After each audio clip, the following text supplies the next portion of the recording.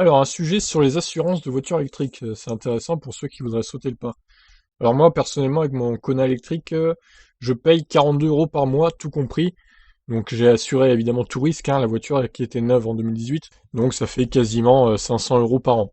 Ce qui est pas excessif, la voiture, je rappelle quand même, elle fait 204 chevaux, donc ça va, c'est pas mal. Alors ça serait intéressant de nous dire en commentaire, vous, combien vous payez votre assurance pour une modèle 3, modèle S, modèle X, ou votre Kona électrique aussi, ou une Niro, si vous avez, ou votre Zoé, hein, aussi, toutes les voitures électriques, c'est intéressant. Alors voyons l'étude du coup.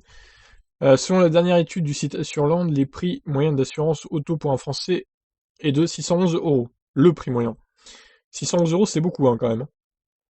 Alors 451 avec une Dacia, c'est plus de 1000 euros avec une Tesla. Selon une étude du comparateur en ligne Assurland dévoilée ce jour, les Français ont déboursé en 2020 611 euros en moyenne pour leur assurance automobile. Donc ça me conforte dans mon idée que je suis en dessous du coup du prix moyen d'assurance. Ça c'est plutôt une bonne chose. Assurland basé sur plus de 400 000 comparaisons faites sur son site l'année dernière, avec des conducteurs âgés de 18 ans et plus. Sans surprise, l'âge est justement un facteur très important des écarts de prix, considérés comme plus à risque du fait de leur manque d'expérience. Les 18-25 ont une prime de 1021 euros, soit 67% de plus que la moyenne. Dès la tranche 26-35, le tarif tombe à 648 euros. Puis cela descend jusqu'à 66-75 ans avec une prime de seulement 400 euros, favorisée par les bonus élevés.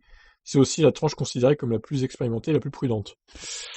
Alors, je voudrais pas paraître un peu méchant vers les personnes âgées, mais attention quand même, parce que des personnes de 70-75 ans, des fois, sur la route, ça reste des dangers publics. Et encore pire à 80 et plus.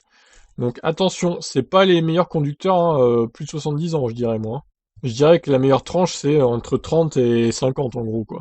Voire peut-être 60. Après, attention. Bref, on continue. Les prix varient également en fonction de votre région. Les assureurs prennent en compte la zone de circulation de l'assuré avec ses statistiques associées, trafic, taux d'accidentalité, vol. Le lieu de stationnement est aussi un élément pris en considération. Olivier Moustakis, cofondateur d'Assurand, explique. Certaines villes ont peu de garages disponibles ou financièrement accessibles. Les voitures stationnent donc sur la voie publique, ce qui augmente le risque de vandalisme et a un impact sur le prix de l'assurance. Ah bah oui, c'est sûr, hein. Mieux vaut être en Bretagne qu'en Corse. Ces habitants de l'île de Beauté ont une assurance moyenne de 732 euros. C'est plus que l'île de France et le PACA. Putain, la vache. Ils sont hyper chers là-bas. Pour les Bretons, ce ne sera que 508 euros. Bah, c'est à peu près la même chose pour la Normandie, je pense. Ça doit être des tarifs assez bas, vu que c'est à côté de la Bretagne. C'est aussi moins cher en Nouvelle-Aquitaine et dans les Pays de la Loire avec 537 et 541 euros. La formule tout risque est largement plébiscitée. Elle a été choisie par 54% des personnes passées sur le site.